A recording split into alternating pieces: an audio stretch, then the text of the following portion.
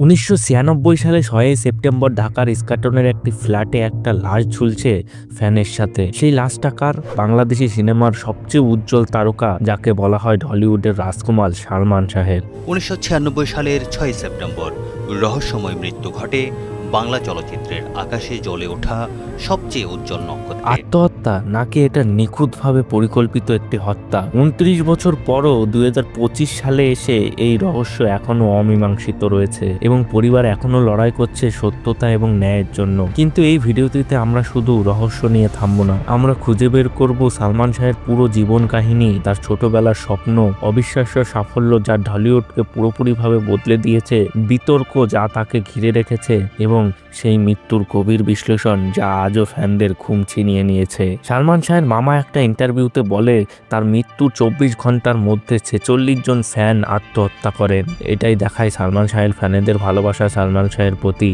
যে ব্যক্তি মারা যাওয়ার পরে 24 ঘন্টার মধ্যে 46টা ছেলে মেয়ে আত্মহত্যা করলো, তার নামে কি কিছু করার অধিকার নাই সিলেটিদের? যদি আপনি সত্যি সালমান শাহের ফ্যান হয়ে থাকেন তাহলে এই ভিডিওটি শেষ না করে যাবেন না, কারণ এখানে রয়েছে অজানা তথ্য, বিস্তারিত বিশ্লেষণ এবং একটা উত্তর যা আপনাকে চমকে দেবে।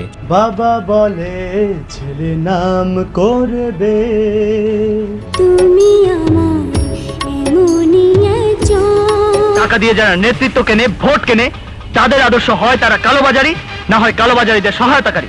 তোমাকে চাই, শুধু তোমাকে চাই। সালমান শাহ যিনি বাংলাদেশি চলচ্চিত্রের একটা লিভিং লিজেন্ড, তার আসল নাম চৌধুরী মোহাম্মদ শাহরিয়ার ইমান। মাত্র 4 বছরের কেরিয়ারে 27টি ছবিতে অভিনয় করে তিনি ঢালিউডকে এক নতুন যুগে নিয়ে গেছেন। কিন্তু তার জীবন শুধু গ্ল্যামার এবং সাফল্যের নয়, এতে রয়েছে পরিবারের গভীর ভালোবাসা, ছোটবেলার সৃজনশীলতা, অসাধারণ কেরিয়ার, বিতর্ক যা তাকে ঘিরে রেখেছে এবং সেই মৃত্যুর রহস্য যা 29 বছর পরও এখনো অমীমাংসিত। চলুন শুরু করি তার জন্ম এবং ছোটবেলা থেকে। সালমান শাহ জন্মগ্রহণ করে 1971 সালে 19 সেপ্টেম্বর সিলেটের জাকিগঞ্জে, যা তখন ছিল পূর্ব পাকিস্তান, পরে বাংলাদেশ। তার পরিবারের শিকড় সিলেটে থাকলেও ছোটবেলায় তিনি ঢাকায় চলে আসেন, যেখানে তার জীবনের মূল অংশ কাটে। সিলেটের প্রকৃতি এবং সাংস্কৃতিক পরিবেশ তার সৃজনশীলতার উপর প্রভাব ফেলেছে, যা পরেও তার অভিনয়ে ফুটে উঠেছে। তার বাবার নাম কামারউদ্দিন চৌধুরী, একজন গুরুত্বপূর্ণ পরিবারের সদস্য যিনি সালমানকে রঙিন পোশাক পরার প্রতি উৎসাহিত করতেন। এই উৎসাহটা ছিল অসাধারণ, কারণ 70-80 দশকে বাংলাদেশে ফ্যাশন এতটাও আধুনিক ছিল না। এই পিতৃপ্রভাব তাকে ঢালিউডের প্রথম ফ্যাশন আইকন বানিয়েছে, যেখানে তার পোশাক এবং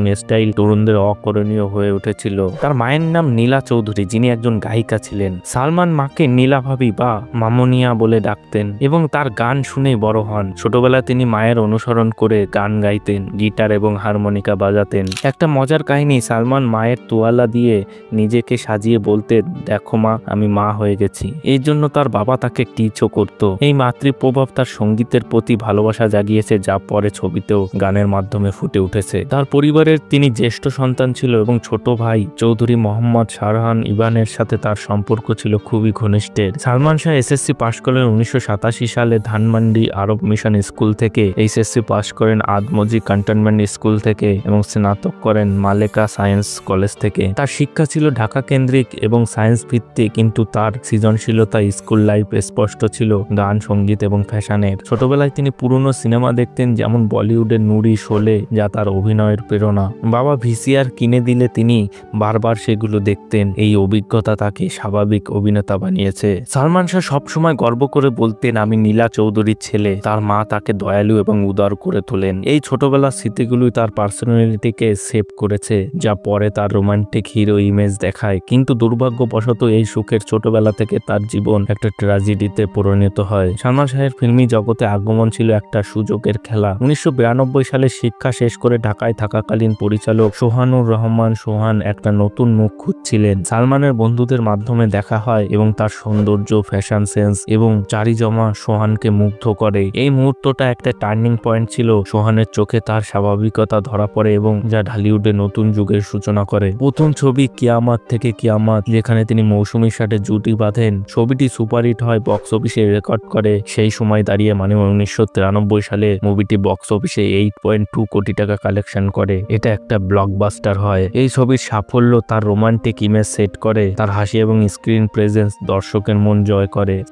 ও আমার বন্ধু গো, সালমানের গানের গলাও ছিল অতি সুন্দর, যা তার সঙ্গীতের প্রতিভা দেখায়। বাবা বলে ছেলে নাম করবে। তাছাড়াও তিনি অনেক সুপারহিট মুভি দিয়েছিল, যেমন অন্তরে অন্তরে। এটা একটা রোমান্টিক ড্রামা মুভি ছিল যেখানে সালমান শাহ শাবনূরের রসায়ন অতুলনীয় ছিল। এই ছবি তার আবেগঘন অভিনয় দেখায়, যা দর্শকদের কাঁদিয়েছে এবং বাংলাদেশি সিনেমায় রোমান্সের নতুন স্ট্যান্ডার্ড সেট করেছে। তারপর আসে সুজন সখী মুভিটি। এই মুভিটি গ্রামীণ প্রেক্ষাপটের প্রেমের গল্পকে দেখায়। সালমান শাহের স্বাভাবিকতা এখানে ফুটে উঠেছে, যা গ্রামীণ দর্শকের কাছে অনেক জনপ্রিয় হয় এবং মুভিটির গানগুলো হিট ছিল। তারপর আসে বিক্ষোভ মুভি। এটা একটা আবেগের গভীরতার মুভি। এই ছবি তার ড্রামাটিক সাইডকে দেখায়, যা সমালোচকদের প্রশংসা পায় এবং বক্স অফিসেও হিট হয়। কিন্তু আপনার সঙ্গে কথা বলে আমি জানলাম আজ ভিন্ন কথা। দেশ জুড়ে সন্ত্রাস সৃষ্টি করে যারা ঘোলা পানিতে মাছ শিকার করে। এই ঘর এই সংসার এই মুভিটি একটা পারিবারিক গল্প ছিল। এখানে তার বহুমুখী অভিনয়, রোমান্স থেকে ফ্যামিলি ড্রামা তাকে আইকন বানায়। আপা দেখ, আমি তোর জন্য শাড়ি কিনেছি, আপা। তাছাড়া অন্যান্য মুভি যেমন দেনমোহর, আশা ভালোবাসা, এগুলোতে তার ফ্যাশন এবং স্টাইল তরুণদের ট্রেন্ড সেট করেছিল। মাত্র 4 বছরে 27টিরও বেশি মুভি, বেশিরভাগই হিট। শাবনূরের সাথে 14টা জুটি ঢালিউডের গোল্ডেন প্লেয়ার। রঙিন শার্ট, হেয়ার স্টাইল বাংলাদেশের ফ্যাশনে রেভলিউশন আনে। তিনি গানও গেয়েছেন, তার ছবির সাউন্ডট্র্যাক গুলো হিট ছিল। বাণিজ্যিকভাবে তার ছবিগুলো গ্রাম শহর সব জায়গায় চলতো, কারণ পারিবারিক মূল্যবোধের সাথে রোমান্স মিশিয়েছিল। সালমান ঢালিউডকে আধুনিক করে, যেখানে অভিনয় স্টাইল সমান গুরুত্ব পায়। তরুণরা তার স্টাইল কপি করত। আজও তার গান যেমন তোমাকে চাই শুধু এখনো জনপ্রিয়। কিন্তু তার সাফল্যের পিছনে লুকিয়ে রয়েছে তার ছায়া, বিতর্ক এবং ট্র্যাজেডি। এখন আসি তার মৃত্যুর রহস্যের কথায়। 1996 সালে 6 সেপ্টেম্বর স্কাটন ফ্ল্যাটে লাশ পাওয়া যায়, কিন্তু পুলিশ এটা আত্মহত্যা বলে। সুসাইড নোটও পাওয়া যায়। ময়নাতদন্তে দেখা যায় শ্বাসরুদ্ধ হয়ে মারা গেছেন। তাকে বলা হয় দাম্পত্য কলহ, মানসিক চাপ এবং প্রযোজক বিরোধী হয়ে তিনি আত্মহত্যা করেছেন, কিন্তু তার পরিবার এটাকে হত্যা বলে। তার নোটের হ্যান্ডরাইটিং মেলে না, ফরেন্সিক রিপোর্টের অভাব। সামিরা, আজিজ ভাই এবং রেজবির নাম তোলে তারা। তদন্তের দুর্বলতা এই রহস্যটাকে আরো বাড়ায়। তাদের পরিবার এখনো লড়াই করছে।